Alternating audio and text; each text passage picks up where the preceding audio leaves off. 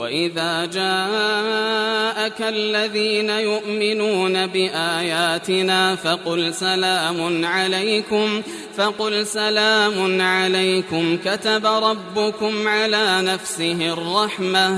كتب ربكم على نفسه الرحمة أنه من عمل منكم سوءا بجهالة ثم تاب من بعده وأصلح فأنه غفور رحيم.